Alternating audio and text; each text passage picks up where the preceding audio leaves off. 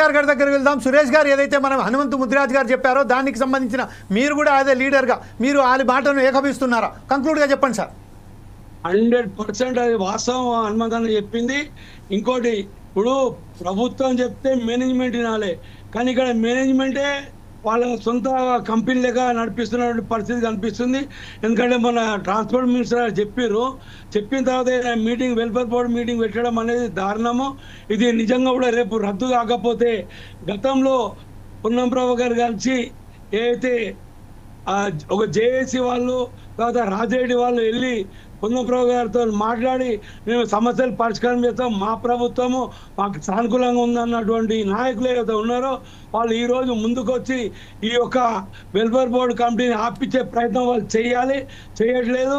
వాళ్ళు గమ్మున ఊకున్నారు.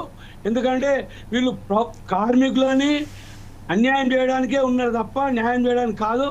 మేము వాళ్ళకి ఆల్రెడీ మాకంటే మేము సమ్మె పోతాము అనే రోజు ముందు ఇప్పుడు జమీల్ గారు ఏదైతే జమీల్ గారు అశ్వత్థామరెడ్డి వెళ్ళి ట్రాన్స్పోర్ట్ మినిస్టర్ కలిసి ఏదైతే రద్దు చేయండి అని చెప్తున్నారు. ఈ రోజు ముసలి కన్నీరు ఎందుకు కాస్తున్నారు? సమ్మె నోటీస్ ఇచ్చిన రోజు మీరు సమ్మె నోటీస్ ఇవ్వలే. మేము సమ్మె ఏమో మాకు తోడు కాదు అని అశ్వత్థామరెడ్డి రాజిరెడ్డి విఎస్ రావు అన్నారు. మరి ఈ రోజు ఏమంటున్నారంటే ముసలి కన్నీరు ఏదో నేనే ఇప్పుడు యూనియన్ లో వద్దా, అదేది వెల్ఫేర్ కమిటీలో వద్దా అని రవాణా శాఖ మంత్రికి ఒక లెటర్ ఇచ్చిన అని చెప్తున్నారు. ఎందుకు ఈ విధంగా చేయాలి? మరి చేసి పిలిచింది అందరినీ వచ్చి చేసులో కలవండి, సమస్యలు పరిష్కరిస్తే ముఖ్యమంత్రికి తీసుకెళ్దామని చెప్పడం జరిగింది. ఈ రోజు ఎంత మోసం చేద్దాం, కానీ వర్కర్ కూడా గమనించాలి, ఆర్టీసీలో ఉన్నటువంటి ఉద్యోగులు గమనించాల్సిన అవసరం ఉంది. ఇప్పటికి కూడా అవకాశం ఉంది. 40,000 మంది కార్మికులు వాళ్ళ కుటుంబాలు అఘోరిస్తున్నాయి. ఎందుకంటే పని భారం పెరిగిపోయింది. 16,500 మంది రిటైర్మెంట్ అయినా వాళ్ళ ప్లేస్లో ఒకరు రిక్రూట్మెంట్ కాలేదు. ఒకటి, వీళ్ళపైన పని భారం వేస్తారు. డ్రైవర్లు స్టీరింగ్ మీద చనిపోతారు, కండక్టర్లు వచ్చి పడిపోతారు ఆ పబ్లిక్లో ఊపిరి ఆడక. ఈ రకమైనటువంటి ఇక్కడ నాణ్యమైన బస్సులు లేవు, అదే మాదిరిగా నాణ్యమైన టిమ్ములు లేవు, ఇదే మాదిరిగా విపరీతమైన టీటీఐల ఒత్తిడి.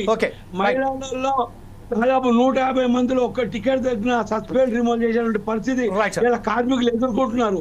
కాబట్టి మేము ఒకటి చెప్తున్నాం, అయితే జేఏసీగా ఏదేమైనా కార్మికుల పోరాటం చేయడానికి సిద్ధంగా ఉన్నామో. రేపు పొద్దుగాల వెల్ఫేర్ కమిటీ బోర్డు ఏదైతే మీటింగ్ ఉందో దాన్ని ట్రాన్స్ఫర్ మీద రద్దు చేయకపోతే చేసి రేపు కూర్చొని ఏదో నిర్ణయం తీసుకొని తప్పకుండా ఎవరైతే మాకు హామీ ఇచ్చినటువంటి ఎమ్మెల్యేలు 4 ఎమ్మెల్యేలు ఉన్నారో మరి వారి ద్వారా గౌరవ ముఖ్యమంత్రి దగ్గరికి వెళ్ళి మా సమస్యలు పరిష్కారం చేస్తారా లేకపోతే మమ్మల్ని ఏం చేయమంటారా దాని మీద మేము రేపు డిస్కస్ చేసి జేఏసీగా మేము మాట్లాడతాము.